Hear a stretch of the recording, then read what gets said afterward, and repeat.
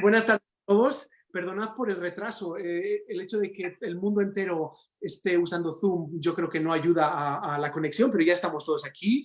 Para los que todavía no nos conocen, yo soy Roberto González Monjas, junto a Alejandro Posada, el director de Iber Academy. Queremos daros la bienvenida a En Primera Persona, que es un ciclo de entrevistas con grandes artistas de la música clásica. Esta es una iniciativa de Iber Academy, que es nuestra institución, un programa musical cuya motivación es de alguna manera dar recursos y posibilidades y formación a chicos y jóvenes con talento de Colombia y de Latinoamérica. Y voy a pasar al inglés para hablar con nuestra querida Lisa Batiashvili. Hi everybody who's tuning in. From Iber Academy, I wanted just to give you all a very warm welcome. My name is Roberto González Monjas. I'm Artistic Director of Iber Academy. And for all of us who don't know, Iber Academy is a musical and social program of education which tries to nurture and support young kids and students with phenomenal talent in Colombia and Latin America. And this is kind of our strategy to try and inspire through music and talks and getting to know someone as amazing as Lisa Batiashvili, who's a wonderful friend, a human being, musician, someone who I really admire very much. Hi, Lisa. Thank you for being here. Hi, hello. Thanks for having me. It's really, really wonderful to have this possibility. Thank you, really. It's so great. Listen, the first question I'm asking everybody, we had Stephen Easterly just some days ago, is how are you coping with lockdown, quarantine? Is it positive or negative for you? Because I know there's many different ways of taking this. Yeah. All in all, I would say for me personally, it's been until now really positive for several reasons. I mean, first, maybe probably the most obvious reason. Tell me if something doesn't work, okay? If sound is not... Works everything. So the most obvious reason for me personally is, of course, the amount of time that I can spend with my family, which is, I wouldn't say that I'm not used to spend time with my family, but it's just that there is such a different kind of timeline for everything and rhythm of life, starting with the fact that we don't have to get up too early every morning. Usually it's 6:45 for the school for the kids, and now we can, just wake up whenever, more or less, and all of these things. And I think also because I'm from Georgia, and you understand me probably better than anyone else, this kind of time that we used to feel as children in our countries, where there was it was so extended somehow. There was less stress, there was less schedule. At least that's what I remember from my childhood. I had more time than later when I started studying in Germany, and of course then having family and everything. So I think it takes me back a little bit to my childhood, to my memories of doing things also at the time when you feel like. So basically also giving some sort of new creativity as a chance to come along. And I think I really truly believe that in these times where we don't have a precise schedule, there are moments of new ideas, of new creativities, and also inspirations when you get calm. And when you're calmed down, it's a kind of a completely new state of mind. I mean, not having a deadline, I find it fascinating, because in a way we can also spend more time with whatever ideas we have. We don't need to always gear up towards the concert, but it's just they're there and they develop in a more natural way, in a way. For me, it's fascinating how even with pieces that I'm just studying now, I just seem to have much more calm, just easier way of just getting into them, because there's no deadline as normally. Yes. Well, I mean, it's a matter of a balance, because we all need a little bit of pressure to prepare things in our life, because otherwise we will just. But it's interesting in the times where it almost becomes a special thing to be able to do something on stage, even just for online cases. Then, you start appreciating things more and more. And then also these gaps you feel differently than even if you have 3 or 4 weeks when you don't have a performance and you have something online coming up, you prepare differently than if you have an everyday life and you don't have a concert and you kind of relax and you don't really want to go back. Because I still miss music. I miss music at the moment more than ever. Yes. But at the same time, I try to appreciate the time in between. So it's kind of a completely unique time, probably it will never come back. No, it's life-changing, and also like once in a lifetime. Yuja Wang was telling me, I think I told you the other day when we spoke, she said, this is the sabbatical I've always wished for but never dared to take. And I think now we all have the chance to do this, which is great. Now, have you learned something new or unexpected yourself due to this time? Because I know many people are having revelations. Maybe not, it doesn't have to be, but I wonder. Yeah, I am doing more solo stuff, solo repertoire, and I'm starting to enjoy it more, because I used to find to add all of these things with everything else I had to do quite tough, but now I'm enjoying more. And actually I'm a little bit busy with my new album that I'm just about to release, and there are several tracks that are being released every now and then, and this takes also a lot of time, and I'm happy that this is there because it really keeps me busy, and I can concentrate on little clips and videos and some information about that, because I spent 2 years, I devoted a lot of energy and love for this album, so it's basically for me the time to devote to that album at this moment as well. And I do have some questions about it later, but I'm going to start from the beginning. I've divided the interview, as I told you, there were many questions that came in. We don't need to ask them all, of course, but one of the things that, because you are one of a kind, and I mean this in a really, with a lot of admiration, because there's some concepts which to other artists are kind of non-existent regarding identity, regarding roots, but you're someone who's been very outspoken about the way that you feel your own cultural identity. And one of the most important parts of your roots is obviously Georgia, and so your home country, or at least one of them, because I know that you have several. So what is it? Just because I think for those who haven't been in touch with Georgian culture one-to-one, or Georgian musicians, it's maybe, especially for most of our audience who will be in Colombia right now, and I think it's quite a foreign culture. What is it? What would you highlight as some of the aspects or way of being or features of the Georgian culture that you would, I don't know, highlight, point out, or be proud of in a way?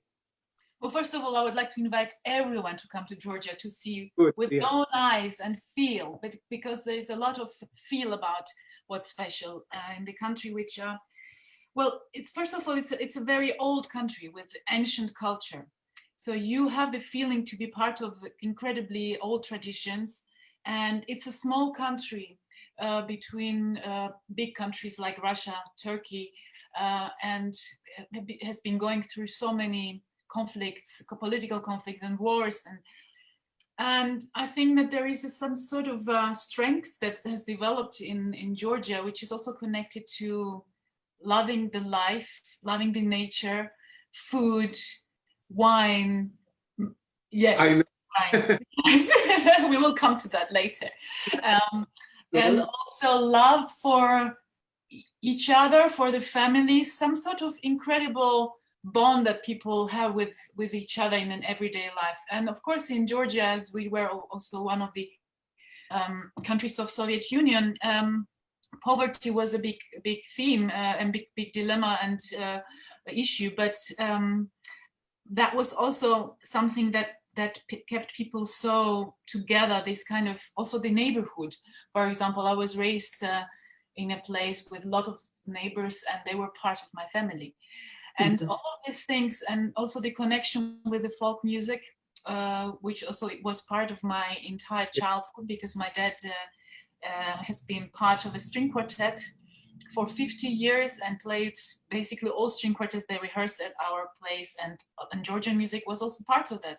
So in a way, when I moved away from Georgia, this Georgian music was my kind of thing to carry with me, and also introduce to the audiences in Europe who had basically not heard much of it. And now when I look back to the 90s, and I'm thinking, what an incredible development the world has gone through. I mean, many other things, but one of them is just that there was zero awareness about my country and the culture. And now, when you look around, there are people who really know much more about it and travel, and that's how you feel like something has moved forward, actually.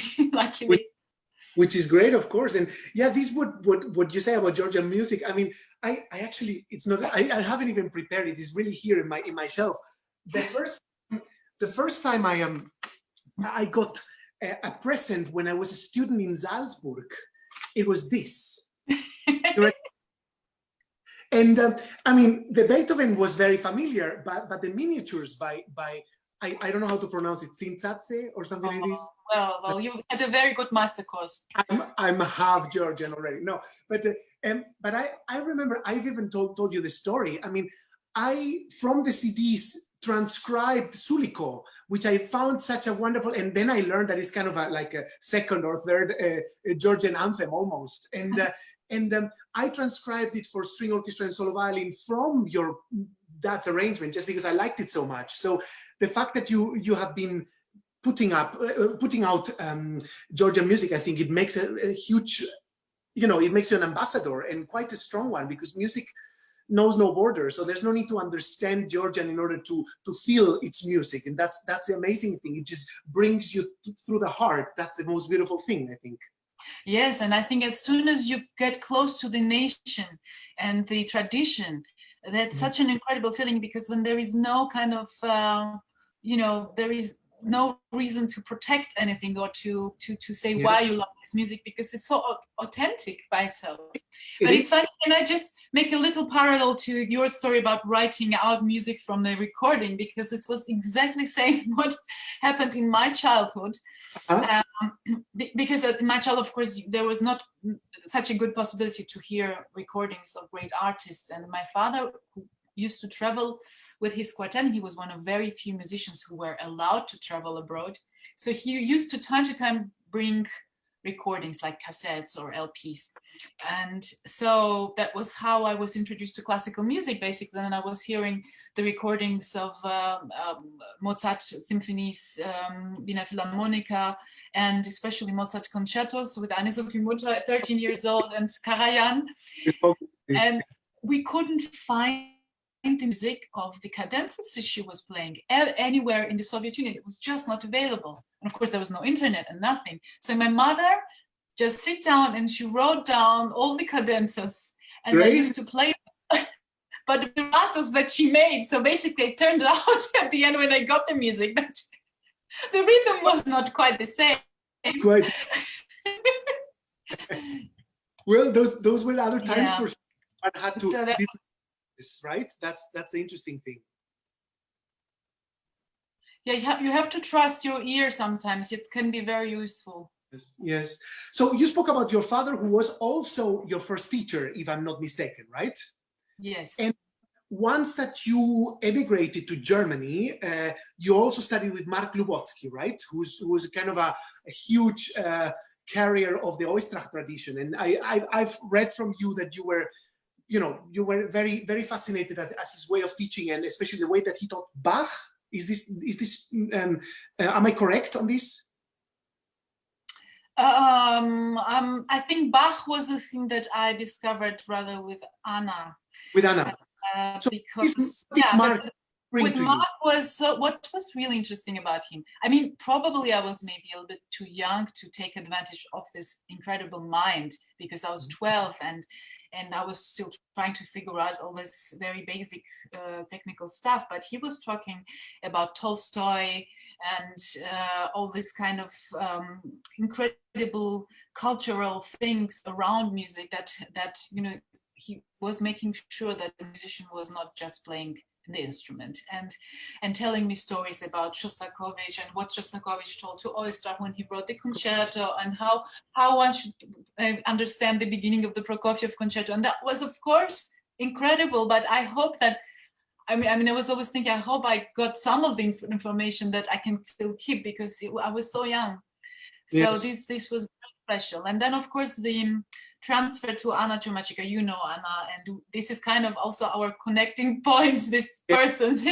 Is it? Yeah.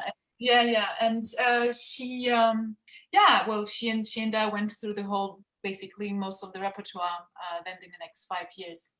Mm-hmm. Anna is, I remember my mother and my father, they went to a masterclass of Anna in Verbier, and my mom is a psychologist, and she said she was so moved at the way that Anna is not a square teacher, but rather she's like a scanner of students. She just scans you and immediately knows it's not the method, it's just the way that she has to speak to you, the way that she can push you or not push you. Anna is very, I mean, it's extraordinary, especially because of that. She always feels like a mother to one. But I know that you did a lot of technical work with her as well. Do you feel that the main technical work that you did in order to get like to start being a strong violinist, was it with her? Was it already initiated with your dad, with Lubotsky? How was a bit the process?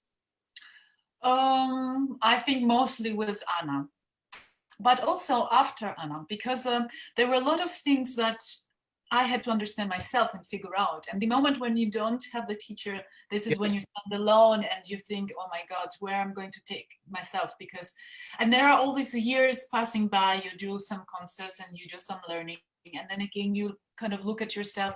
And I think it's some of the things I'm figuring out now at my, let's say at my age, where I would have imagined 20 years ago that my age today is already when everything is finished and you go and you do something else. Yeah, it would be nice, no? No, but I think the great thing about being a musician is that it's an ongoing process, even on technical basis. It's not only the musical part, and probably it works together, because also musical, you start hearing things differently. And as soon as you hear things in a certain way, this is how then you start playing. And so you kind of put yourself in a situation when you kind of imitate your mind with your playing. I don't know if it's clear what I'm saying, but I think that's why we always have a chance to improve, and that the technical possibility, it's a kind of thing one should really not take too kind of not give too much weight on the technique alone. It has to always have some sort of connection with what we want to say, and I think that will help.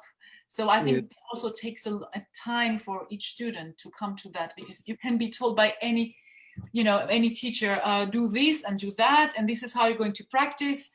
And of course we can then do our best, but I think only in the moment when your mind really understands that in its own way, this is how then you really improve. This is something that I was going to raise up later, but since you've already raised it, which is great, then I'll mention it now. I remember a lesson, the only lesson I've ever had on Paganini Caprices with Anna Shchenko. And I remember she wanted to show me how to play number 12 very musically, which 12 is probably the one I hate most personally, because I never could do it, those tens, and it's just, I felt useless. But I remember her being so musical about it and always trying to put phrasing first and technique after. And this is one of the concerns that many of, I think most musicians, but also many of my students, and the other day with Stephen Iserlis, we raised this topic, and it was very interesting. What you just said about not necessarily focus only on the square technical side, but as you said, imitating your mind, imitating what you hear in your mind and trying to make it happen through these. So what you also said, I just put this into words now because I need them to understand, my students. Through the years, it's also so important in a way to understand that things get better also, because once his mind gets clearer. And sometimes I also found when I was studying with Igor Ozim in Salzburg, I did not have the capacity to be above it. I was just fighting all the time. And it's been later in years when I started to feel a bit more comfortable with some of the things that at that time I couldn't do. And it's a funny process in a way, right? I think it's totally normal, because this is how it is. And especially I think with our instrument, it's different from instrument to instrument as well. I think when you start feeling independent enough, because I speak to my husband about this a lot, an oboe is a different world. And so you have to actually anticipate and accept that violin, in our case, is an instrument and takes ages to really start feeling more or less comfortable with, and it's still in every concert. You never know what's going to happen. This is how it is, and I would be very surprised if somebody told something else about this. Sure, for sure. Yeah.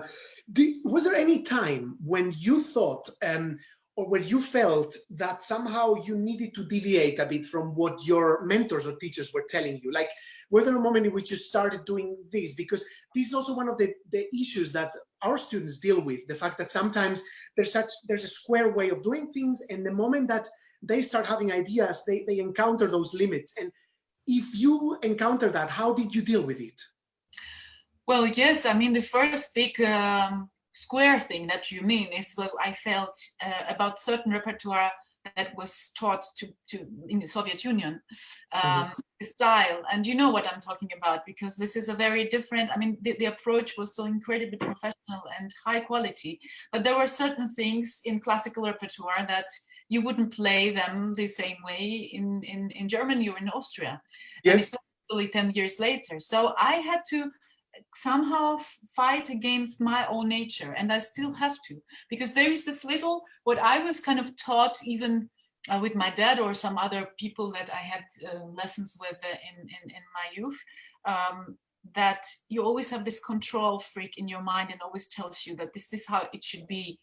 And at some point you have to start trusting yourself, that this thing in your mind that always dictates you what's wrong about everything that you're doing, that you have to make him shut up a little bit and or it so that you can also discover new ways. And of course then there was at some point, I remember when I started playing Bach with Anna, and I was around like 15, 16, 17 years old, and I figured out that Bach, you know, you don't have to do one extreme or the other extreme side, and you can float somewhere in between or find your own way. But it's very hard.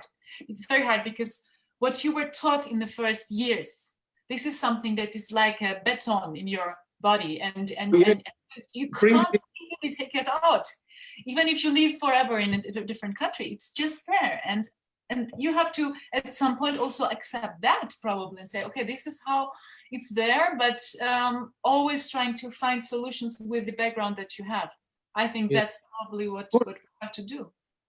As a curiosity, did Anna make you start the saraband in the second partita with the fourth finger? Yes, of course, also. But I think what's really fantastic about Anna is that she, on the one hand, she's a kind of a complete mind that with the soul, and because also that's a big part of her genius way of teaching. But she's also incredibly flexible in her way, in that she also gets inspired differently on different days. Yes. So you might say one thing, and then a week later it might be something completely different, but it's because it always has a reason. And sometimes students don't understand, yeah, but you told me to this way. Yeah, but somehow, because music flows, it has to always have the right flow, and it can be 3 days before something completely different. I was quite amazed when I saw Anna at some point at the Kronberg master classes, and I think she taught maybe 3 Sibeliuses in a row. And I remember sitting there and just thinking I should probably just leave after the first because she's going to say the same things, and then realize that she was just somehow enabling different voices to every student. And it was so special because the flexibility she had, and you know, I thought it was so humble from her that she didn't necessarily tell you or tell them what she would have done as a musician, but rather she just tried to understand what they wanted to do and make it in a nicer, more natural, more flexible way. It's such a wonderful teaching. So incredible. But I think you have to reach a certain point of I don't know, mindset to be able to see through people and realize what personality is behind that person that is playing for you, and what do you want to reach in 1 hour, and how will you help the person to actually develop then weeks later without the teacher. Yes. That's I think the most complicated, and that's why it's after all quite difficult to teach. And I admire people like you who give so much, and I think when you give also you learn so much from the students, from the young people. Yes. Yes, I mean, they think, all the ones who are looking now, they think they learn from me, but every time I'm there, I learn from them as much. So it's have you ever taught? Do you like teaching, or is it something that you consider for a future? Yes, for future, I think. I mean, I do it a little bit, very occasionally, but I've been thinking about that. But I think I'm really not at the point of my life where I want to spend, or I can spend time, because this is such a devotion. Yes. I think this is not something that you do for certain hours in a week and then you forget it. No, of course. These students become part of your life. I think it's very important to have that time and that kind of devotion for them. And also, one of the reasons why I don't teach is that many things I ask myself how it should work, and I'm not sure what I want to say. So I'm being very honest. I'm going to figure out and then start teaching. No, but it's so great. This, you know, this is one of your traits, the fact that you're so honest about it, and you don't pretend to have all the solutions. You're rather a flexible person, and your music is also about that. I'll mention some stuff later that I was thinking about. You know, my experiences you have been playing, but I've always thought that you never impose. You rather dialogue, and I think, to be honest, with that kind of attitude, you would be a much better teacher than probably the 90% of teachers in the world. But you know, whenever you feel like, you let me know, and I'll sign up for a lesson for sure. Come to Colombia. That's also something on my list. At some point. Listen, there's something very, I know it's a very complicated question, because it takes into account 1,000 different factors, but it's the whole thing with finding one's voice, you know. And one of the things that we get asked most in these interviews is when someone sees an artist like you on stage, there's a compelling way of saying things. No matter the language or the way of saying them, there's a voice, you know, and there's a recognizable kind of stream of, you know, the way that one just projects music, you know. And our students are very curious about this. And the first question was, did you consciously feel you had to go in a certain way in order to find your voice, or did this somehow just come naturally through your musical experiences? Well, this is, of course, a really hard question, because so much, at least I feel that so much is happening unconsciously in the music. And I think that unconscious part is probably the strongest part in every musician. Yes. And it's really bad to say that, because it would mean that we don't stop thinking or stop studying, and which is not the case at all. It's just that I think our soul and our mind has to be in harmony with what we learned and what we are taught to. And somehow I think we develop that voice with our personality and with the experience of making music on stage, making music with other people. I think it's also something that you need to learn in a combination of a connection with other musicians. That's very, very important. And the voice, I have never thought personally to shout out my voice while making music. I think I've always tried to make it as I don't know, maybe also because I'm a person, I was raised as I don't have siblings, and I was spending more time with myself as a child. So I'm not someone who will say, here I am and look at me on stage. I just can't do that. So I'm trying to actually kind of go with the flow of the music. And this is why, for me, the partnerships are so important, because these partnerships make my music. And yes. It's not only myself alone. Of course, it depends when you come and you play solo Bach, and you are alone and you have to connect with the composer. And that always happens, actually. Connecting with composer, that's very important. But for me, the situation on stage and who I am with, that also helps me to bring out my voice, which speaks out in a situation of a harmony, in a way. I don't know if it's... Yeah, absolutely. No, it makes all the sense in the world. I personally wouldn't know how to, I don't necessarily like to stand up and play alone, just really alone or solo. I just do it in order to somehow give myself some challenges. But I know the whole thing with the harmony is what, for example, keeps powering my love for music and my love for the stage. So I feel the same. Yeah. For many people, especially younger, generations of musicians who are starting out in the career, and there's agents and promoters and concerts, many of them think that finding their voice is just getting rid of those things that are not liked and just rather not being disturbing. You know what I mean? How do you feel about that? What are the things that are not liked?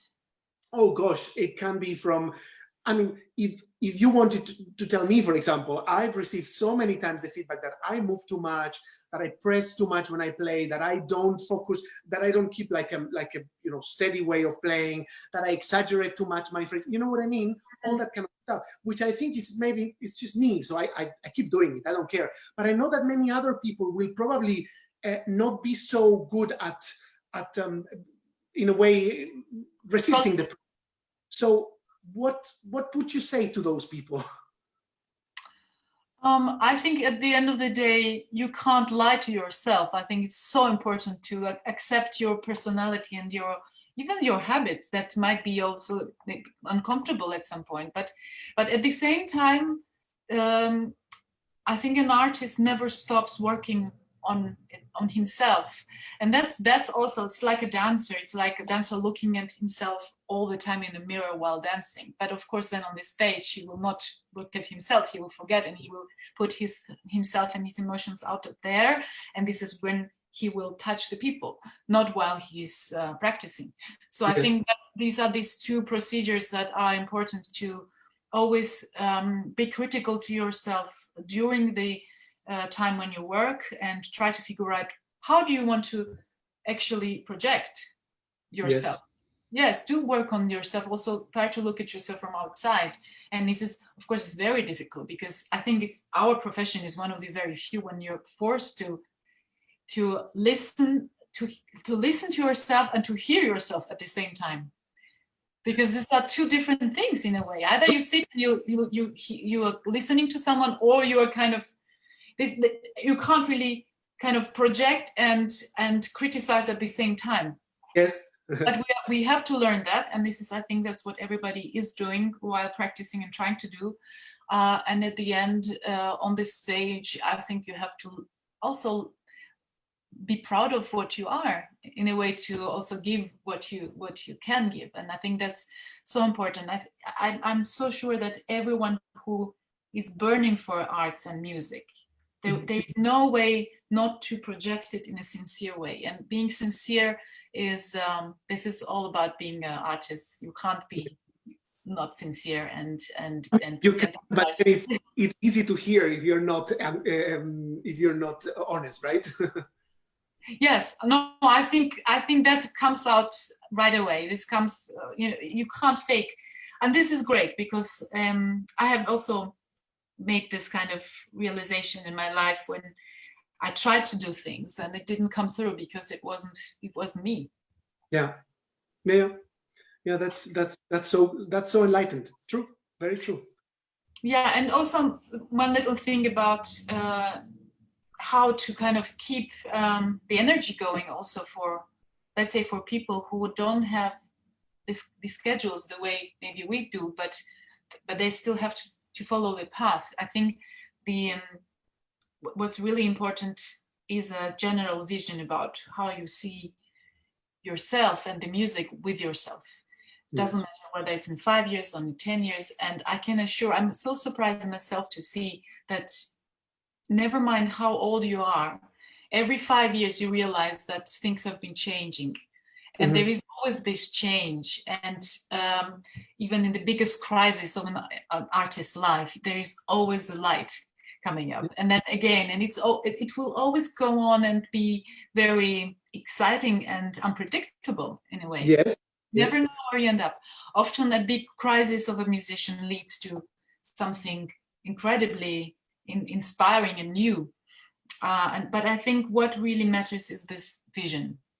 Yes, no, and that's also one of the topics that we encounter most among our students: doubts and fear, and the fact that sometimes through very difficult situations, both familiar, but also in university with teachers, with colleagues, that they might lose their motivation because they don't think they are delivering enough or growing fast enough. And do you? I mean, I can only guess, but we've all gone through moments of more success and more failure.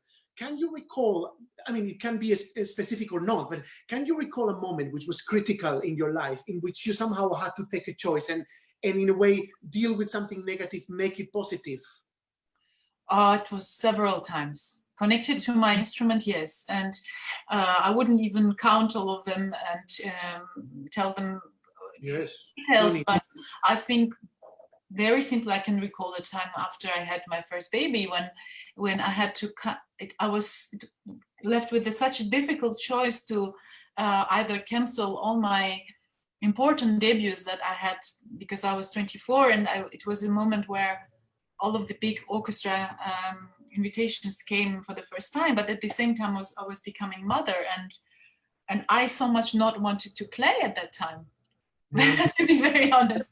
But and then still I forced myself to do some of the projects, and honestly this was not the happiest time of my life because I realized that that was not working the way I wanted.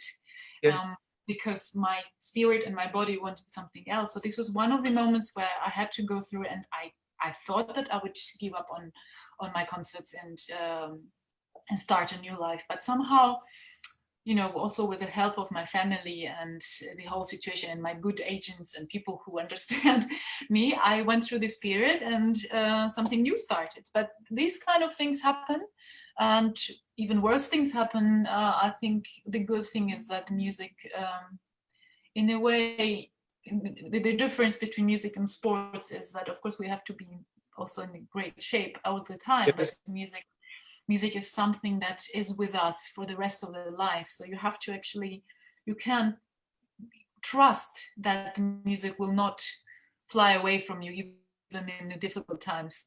Yes, of course. I mean, it makes all the sense in the world.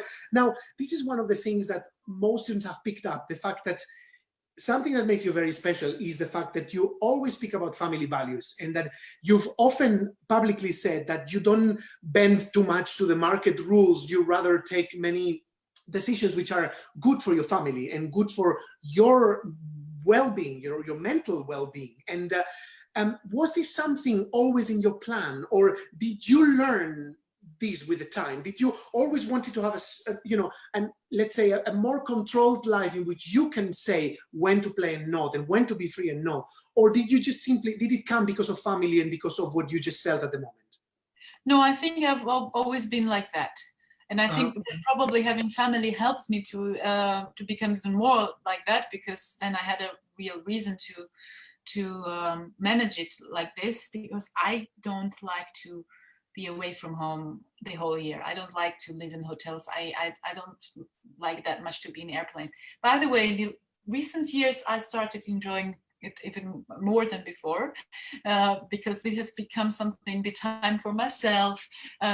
You know, every project is so precious and so special that I never go on plane and thinking, oh God, I need to go and do this project. It never happens. But I had to also come to this when I understood that actually making concerts is a gift, and it's not only something that is a lot of responsibility, because that part of me has always been very strong, that I felt so much responsibility for all the concerts and all the projects that actually it almost killed the willingness and the love for it. Yes, this is a message that I need to repeat in Spanish for all of them, just for them to say it. Lisa dice que hacer conciertos es un regalo, y que de alguna manera el obsesionarse con hacer 200 conciertos al año puede quitarle la magia a la música, en vez del contrario, tener menos conciertos pero saber exactamente dirigir la energía y la atención de cada uno al 100% para cada concierto. That's so important. I find this. Now, of course, let me be very frank. The fact that you are one of the most inspiring people out there in this business, and one of the violinists that we all just, we look with our jaw dropped. I guess that also helps for you to program in the way that you want. But I guess that was not always the case, because I know that you you don't necessarily like to play 15 violin concertos every season and 6 recital programs and this and that. You like to focus on pieces. You make projects around pieces so that you can have a let's say a journey with those pieces. So how did that come? Was this accepted at the beginning? Did you have to fight agencies and promoters? How do you manage to convince them that if it's Prokofiev, it's just Prokofiev? Well, I have to repeat that I had incredible people supporting me. They management. And this is also very important to find. Of course, it's also a matter of luck a little bit, but if you find a person that trusts you and trusts your talent, it's not all about business. Then you have different kind of possibilities to develop, and they also accept different artists being different, with different nature. I have never given in my kind of will and my choices just because of career. It didn't have to happen, and I don't know why. Well, one of the reasons is, I think, because when I was at the Sibelius competition, I was 16 years old, and I got a second prize, but also a lot of concerts with that. Actually, I had like 20 concerts per year only in Finland. Can you imagine? Wow. Oh, wow. That's for me, it was an incredible change of lifestyle suddenly. So I was suddenly confronted with concerts, and I had to travel, and I was still starting my studies. So basically I was trying to actually push down the tempo from right in the beginning, even though for another person it wouldn't be much, but for me it was too much, because I had to learn the repertoire. I still had to learn so much about playing that I didn't want to expose myself on the big stage too soon. And so basically my road was like that I was being careful, and people have been nice to me and understanding, and this being careful went on and on forever, because in a way I'm still similar, and of course with another rhythm now, but I always think that one shouldn't do more than one feels sure about, that you want to deliver your maximum, and don't take things that you're not sure about. Yes.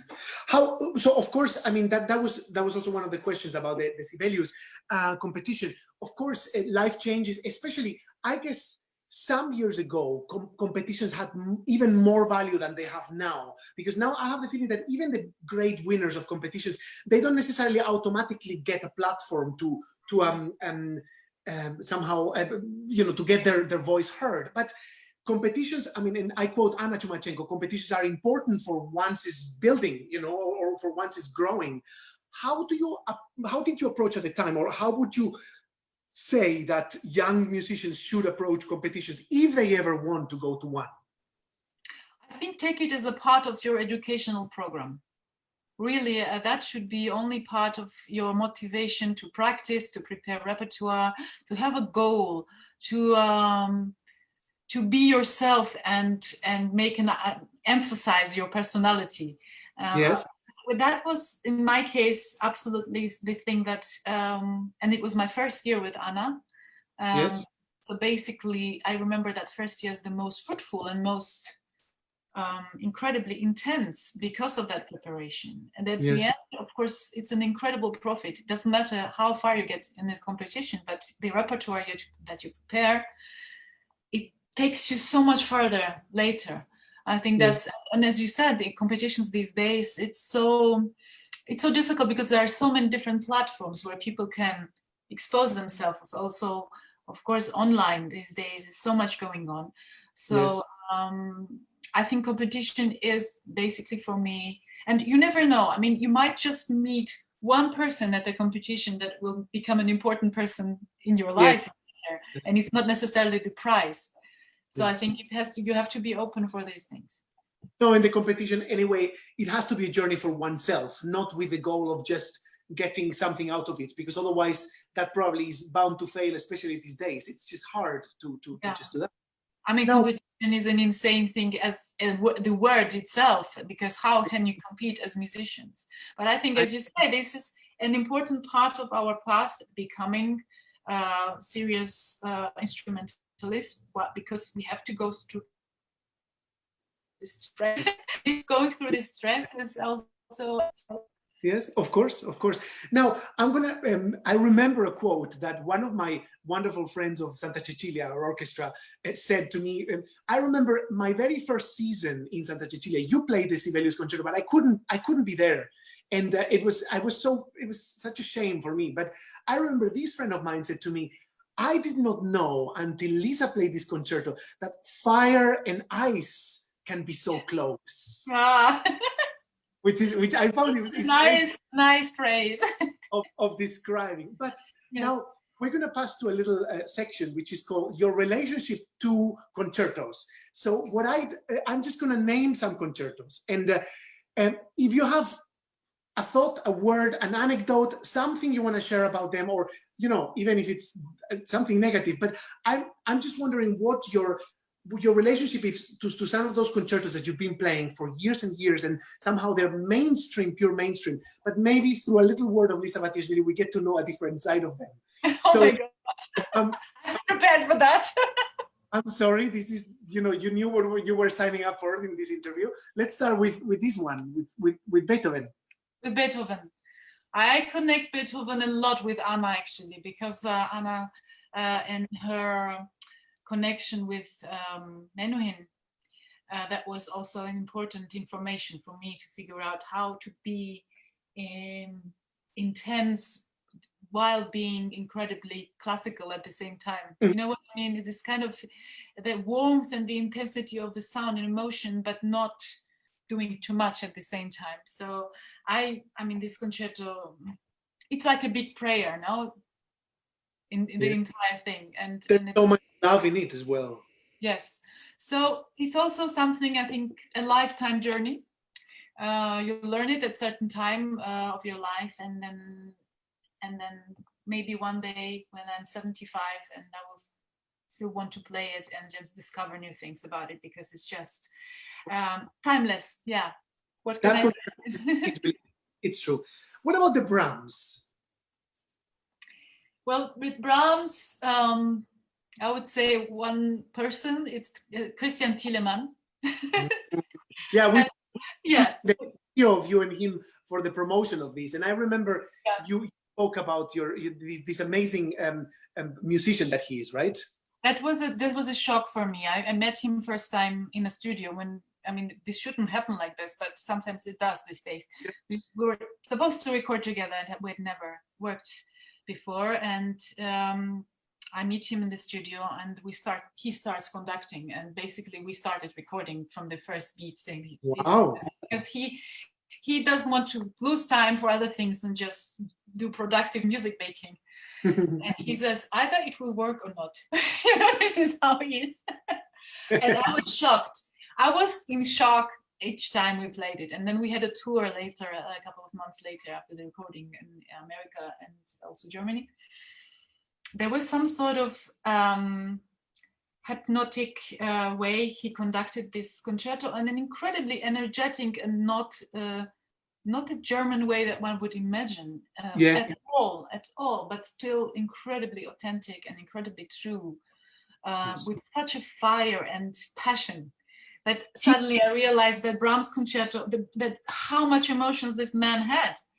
I mean, Brahms, we all know that he had emotions, he was romantic, but you can sometimes make it even more kind of obvious with some people, and well, many play this with him. Many play Brahms with a belly, right? And I think Tielemann's way, or the way that you also played it, it's more of a youthful Brahms who lives his passion through the music, and not necessarily with a big beard, a big mantle of experience. It's a more youthful concerto than it's normally played like, no? And very flexible, and also very kind of also every concert was different. I think he's being incredibly attached to the moment. And that also makes it, of course, you can plan things. And you always think that the conductor is this way or the other way, but when you get surprised by the intensity and the way of making music, that is just something that I will never forget. Fantastic. What about the Tchaikovsky? Because that's one of also of your icon pieces. What, the other, well, everybody, just at least like 10 questions of our students mentioned your Tchaikovsky and how incredible it is, and they cannot stop listening to it. So, the Tchaikovsky tends to be played always in the same way. I mean, through tradition. What do you think is true? What do you think is not? Or do you have a certain take on it, on what one should do? Because that is a tricky one to pull off. I'm sure I told you that Tchaikovsky, I learned I was 32 years old. I haven't touched this piece ever before in my student time. And the reason for that, so the reason for that was because I wanted to delete and erase all interpretations from my head that I had listening millions of times in my childhood. And it was only possible by not playing. Nice. So, so in a way, I remember when I opened the music to seriously start learning this concerto, and I was thinking, I can't believe I'm probably the only violinist in this world that is starting from scratch. And it took me time. It's funny because then you know this concerto so well in your head, but your fingers don't. Oh yeah. Oh, that's that feeling. It's hard. I know. Yeah, yeah. So it was also adventurous thing and period of time. But now, of course, I mean, after a couple of years of performances, now I love it so much because I'm not bored with it. Yes, we did this in Santa Cecilia, didn't we? Yes, we did it with Papano. That was just wonderful. Like fire. Man and orchestra on fire. Yes, well, that's Santa Cecilia, you know, they're just... Listen, now that you've spoken about from scratch, one of the challenges that we try to deal most with is how to feel in front of a blank score, you know, at the moment that one takes up a piece of music, and everybody has a very different way of approaching this. Do you have it doesn't have to be a method, but if you were asked now, how do you approach starting a piece that you've never played before? What do you do? How do you do it? Oh, it's hard to respond to this question because it really depends on what it is and what is it, a concerto, is it a sonata, is it a chamber music piece? I don't know, because what I'm doing is that of course I do research, I do look at the score and everything, and also part of me is the intuitive part, and with some works I get along quite right away on good terms, and I feel that quite soon, that I know, okay, this is going to be fine. And with other things, it takes so much longer to find the secret and the key, and even after a couple of performances you still haven't found it, and you have to just go, you know, you need time for that. So it's hard to say. I don't have one way to approach. No, that's fine. Yeah. It's just depending, and also, for example, the pieces that I've heard a lot during the last years and my childhood, it's so kind of, it's more difficult, because then you know, as with Tchaikovsky, that you have certain performances and interpretations in your head, and you don't know if it's yours or if it's just the influence of others. But with a new piece, I love it, like a new piece that is written for you, then you think, oh, whatever will happen, it's yours. And exactly. And funnily enough, with the composers, contemporary composers, with the certain that I have worked, I find such a trust and such a liberty and flexibility. Then you understand that composers can be so much more free than we think. Oh yeah. Give you so much space to also figure out how to phrase certain things. And this is always a very creative and very fun kind of. I'm going to come back to the contemporary works, which is my next thing, but I have 3 short questions. Okay. Do you have a favorite concerto or piece to play on stage? No. That's fine. I don't. Yeah, depends on the situation. Fine. Are you afraid of certain pieces in the repertoire? Afraid? Yeah, are you afraid? Do you have fear of something? Like, for example, my fear is Schubert Fantasie. Yeah, it's scary. So that you know, that's kind of, or Paganini Concerto. I would never do that. I wouldn't do Paganini Concerto either, actually, honestly. But it's not only because I fear. I just never thought about it. But yes, I would have fear doing a whole kind of solo sonata recital, because this is something I've never done, and I would like to do that one day, but it requires so much concentration and power, and I think everything else in life has to actually, you know, go away for a while just to be able to concentrate on that. So this is something that I'm feeling quite scared about. Well, good. It's good to know what we're going to go forward next. Yes. Have you gotten tired of pieces? Or of a piece? Is there a piece that you've played so often that you say, I cannot stand this, I need to leave it to rest for some years now? Sometimes it happens, and then I do leave them. Like, for example, what happened is I played a lot the Mendelssohn Concerto when I was a child. I played it so much that I never played it again after I was 20, because I suddenly felt very tired with it, and I thought I was so much relating it to my old habits. So this is unfortunate, because it's such a fantastic concerto, but maybe one day I will go back to it. Yes, I understand. Now, you have been championing new works, and you've done premieres, and I also remember this. Once I listened to this CD, the next CD that I bought was the Hilborg, excuse me, not the Hilborg, the Lindbergh Concerto. Yes, yes. I mean, what phenomenal composers. You tend to, I mean, you've done Lindbergh and Hilborg, which are, in a way, this kind of Nordic sound, this kind of extended harmony and lots of color. When you commission a piece, do you like being involved in the writing process, or do you wait till the concerto is fully written and then you get to work on it? Well, I give some ideas. For example, Hilborg wrote this concerto. Basically, he wrote in his style entirely without consulting too much with me. But there was one little thing that I asked him to add a small cadenza in the middle. And that would be a little bit energetic, and maybe he said, "Oh, why don't we do something that is close to Georgian style?" So he did add 2 or 3 minutes of the cadenza, but everything else I don't want to be involved, because I want the composer to be free, and also usually composers that write for us, they know us, they know the artists, and I think there should be a trust that if he perceives you in a certain way, this is how he will write. So until now, it's been like that, at least, and it worked, I think, quite well. I remember when I had my first experience with a composer writing a piece for me.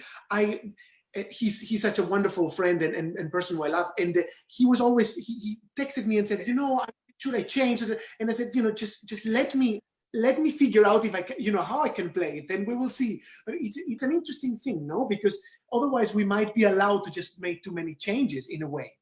I don't know. It's funny. Also, yes, it's an incredible thing to work with composers, and it's our duty as well. I mean, we have to bring out the talented people's music and give it the chance to be a masterwork for other generations, and pieces that will be played again and again. And I think let's say if each artist found 1 or 2 composers that he liked, and to bring it time to time to the repertoire, it would be wonderful. And I think also music, the contemporary music, is going back and forth with the style, and now we're in this kind of incredibly interesting moment where so many things are possible in music, and so the way people write, and they are more and more tonal music as well, and with the real themes, and it's not only the structure. So you can also have real fun by learning a new piece. I mean, it's not only a conceptual thing, or just it's a lot of emotion. Yes, now, absolutely, yes. You have commissioned also pieces for double concertos for oboe and violin, because you have not only a marriage, but also a wonderful musical partnership with François Leleu, who's not only the most incredible oboe player in the world, but also a phenomenal conductor, inspiring musician who it's so great. Now, how is it? I'm interested, not because of the gossip, but rather because of the wonderful connection, to be on stage with someone you know so absolutely well. Because we know our music partners, we know conductors and so on, but François, in a special way, and he's so inspiring. Does that give you an extra push of creativity, of inspiration when working together? Well, funnily enough, once you are in the music, the personal thing is not, I wouldn't say it doesn't matter, but it's not the main point anymore, because it's all about music, and it's all about communication. And what I find incredible about François is that while he's an oboe player, his mind is so wide about music, and so incredibly, there are so many possibilities, and I've learned so much from him, especially because he's not a violinist, because all of these important things about music, you also need to hear from people who are not you are not kind of concentrated too much about the technical stuff. And Yes. And playing with him is fantastic. We are very different, I think, from the point of musical, let's say, energy and character, but at the same time totally open for each other. And I think that's probably the personal connection thing. Of course. To respect, to admire, and to be open and to learn. And this is this procedure that happens every time. And funnily enough, of course, we played Beethoven, Bach double concerto so many times. That was the piece to play together. And how also this piece developed in our hands, let's say, during the last 15 years. How it was when we played in the beginning, and how now each time it's a fantastic moment because of these things, because we change, but there is something that never changes. It's kind of this mixture of something that is still alive, and that makes it very special. That's special indeed. And apart from, because you've talked about focusing on the musical side without having to think of technique, apart from violin teachers, I think you have had other mentors, right? And who are not necessarily violinists. Yeah, I think, well, first I think most obvious person was Alfred Brendel, who also was incredibly kind to me and somehow protecting me and giving me some lessons. That was incredible. And also, let's say, the connection with this persona plus going to his concerts and hearing what he really means in a lesson, and that the whole combination was incredible.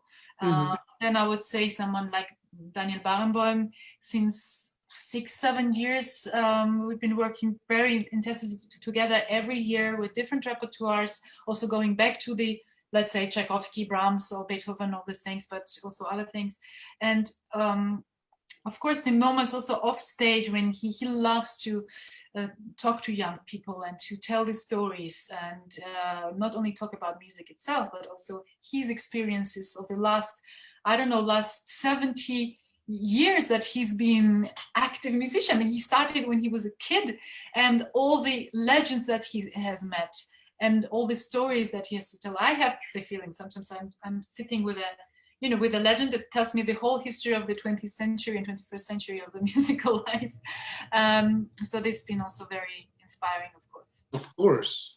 Yeah, crazy. Now, there's one thing which I want to bring up again, because you've spoken about partnerships, conductors being in the music, being on stage together. Now, could you give me one word for each conductor name I'm going to give you, whatever inspires you? Yeah, we have to make this a bit fun. Oh my God. Let me prepare mentally for this. You can think before, okay? No, one word that they inspire you, just because sometimes that's just easier to grasp. So the first name is Papano. Fire. I knew you were going to say that. I also because I said it before, but he is a fire. And fire. Yeah. What about Yannick? Tenderness. He's so good. Yes, he's my soulmate. So it's in a way, when I'm on stage with him, I feel something between the notes, something very, as I said, tender and yeah, with lots of feelings. That this is how I perceive him. What about Barenboim? Barenboim is, I think, the most complete musician. Completeness. Yeah. Well, I mean, he can conduct the 9 Bruckner symphonies in 9 consecutive nights, all by heart. I mean, No, there is no kind of limit for him, and in any ways. And I think also the most perfect constructor of any piece on any instrument, someone that there is no question behind anything that he does, basically, in music. Tiedemann. Hypnotizing. Yes. Oh, I mean, I saw not long ago the Meistersinger he did in Dresden, and I was sitting luckily on the very first row, and I could not stop looking at the way the command that this man has a command on the music. It was so special. Absolutely. And also special. The way he accompanies, that is something also one wouldn't necessarily know right away, but he worked so much with the singers, and when he accompanies a soloist, he is there by 100% for you. He gives you the whole kind of freedom to do whatever you want. And I think for soloists, there is nothing nicer than that. Of course, he's an unbelievable accompanist. I have so many. We're done with the conductors. Yes, yes. Oh, I was going to say I have to speed through because you have so many wonderful ideas that I just don't get through. But I'll just condense things now. Yeah. There's one important thing. One thing that keeps. No. I have to do. There's some sort of. Can you still see me? No, it's bad, right? Oh no, I can. It's fine. Yes. Now. No, we have the sunshine. Sorry, this is okay. I'm going to do the other way around. So I'm going to open it. Better? Good, very good. No, you've been called the political activist of music, which I don't know. You have opinions and you are not afraid to say them. But there's so many musicians who avoid getting political because they think that it's going to take a toll on their career. Just very quickly, what do you think about that? Well, I don't understand the fear of anybody about openly saying your opinion if we are living in democratic countries. I mean, we're so lucky. We can say our opinion, we can vote, we have responsibilities for our societies. And I think the artists do the same way as other people do. And this is why when certain things happen, injustice, aggressions, I don't know, occupations, all of these things, we are as much involved in these problems as other citizens. And this is always the way I've thought. Probably it's also connected to my childhood because my country was so politically engaged in searching for freedom and independence in the 90s, and Georgia lost a lot of young people during all this kind of fights for freedom. And that was something that I've really felt pain for. Yes. And then later, what really disturbed me is when I came to Europe, actually to realize that there was so little knowledge about the actual situation of those countries in Soviet Union and especially countries. And it's basically, unfortunately, still the case on many levels. So the information, of course, we have the internet and we have the journalists and so on, but there is not enough of transparency and also knowledge of the history of all. It makes me sometimes anxious to realize that there is some sort of ignorance of important issues. Yes. So this is my motto for saying, I'm not saying that I'm right or wrong or whatever, but I am talking for my, what I have seen and what I've experienced myself and the people around me.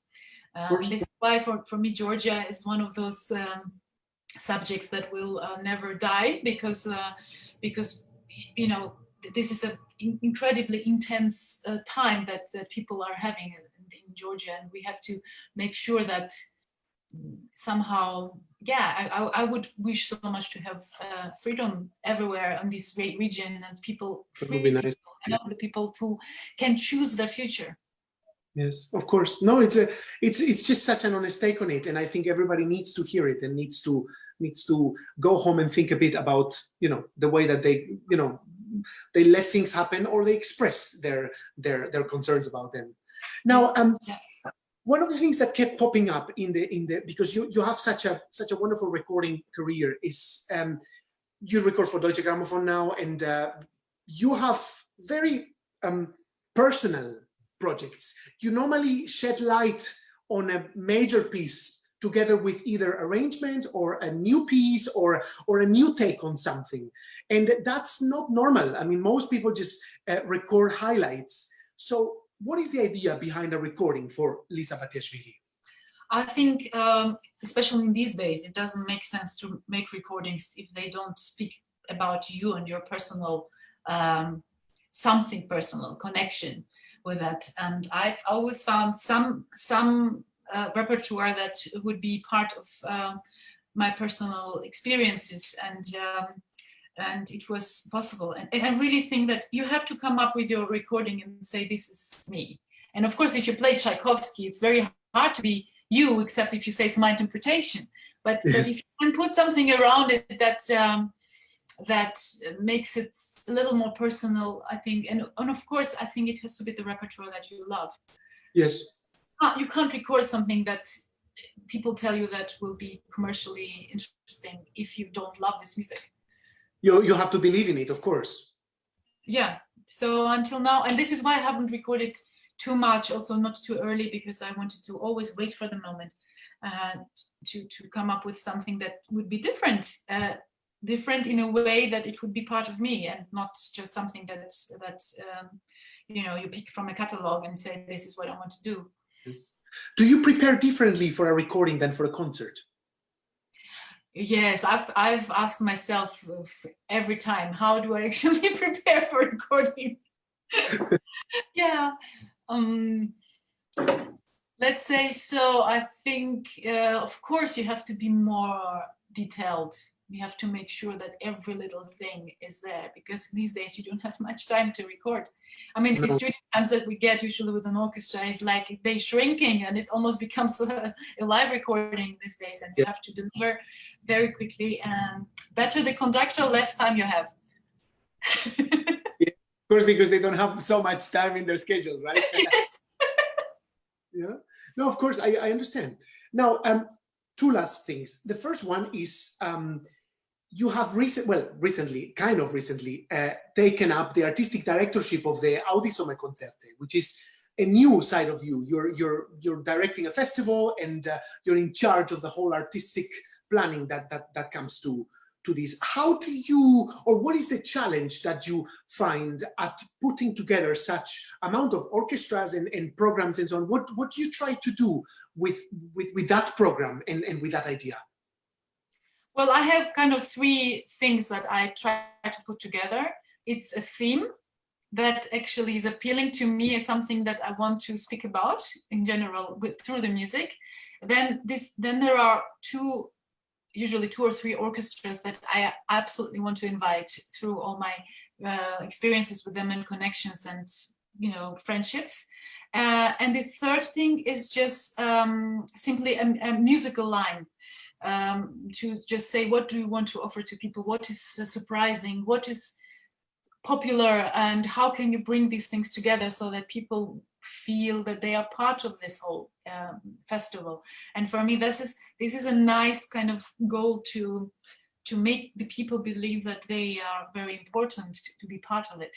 And for example, for the open air concerts, you offer something where at the same time something is new, but also where people are enjoying. But then there are other concerts where you can experiment more. And I've been so happy to kind of realize that through my musical experiences, I do have a chance to invite great people, and they do come. And of course, at Audi, we have the possibility to organize things, and also on the technical side in a very nice way, so that it actually turns out to be really special locations and special places. So this is for now. Of course, I must just add to that, this year it's going to be very difficult, and we have prepared an anniversary year program with really fantastic artists. One of them was Chamber Orchestra of Europe that was going to do the final concert, and yeah, things are just going away like this, and it's very disturbing. Yes, it's very hard. Now, the last question is, and we're also asking everybody this, is what pieces of advice, free, whatever you want, would you give a teenage Lisa Batiashvili, or by extension to all our young musicians in Colombia? Okay, I think my advice is, I don't know, I've always fighted with myself when I was a teenager, because I needed to figure out so much about life. I think I will go back to what I said before. Don't lose the vision of how you see the music in your life. And I've also figured out in general that the young people that are spoiled by life in more luxurious places are usually, unless it's a big talent, less motivated than those who have some sort of a certain amount of frustration. I'm talking about frustration, it can be tiny little things. Yes. But also part of this.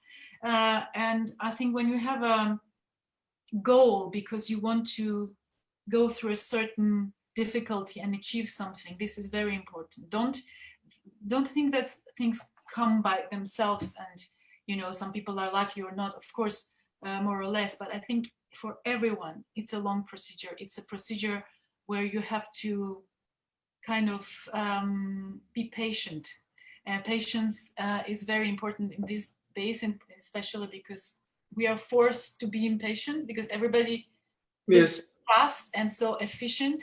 And the efficiency and the patience, I think these are the two things that hate each other at this moment. And we have to make sure that we take our time for whatever we need, because this is important to also leave space for other things in life in order to mature. And probably many people say this, but it's still very, very important.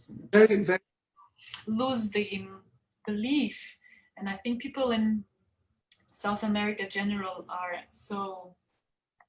have so much belief in general. I feel that this is something that keeps them also much the strength, and just don't and also be curious about what's going on elsewhere. There's something also what Soviet Union was so difficult to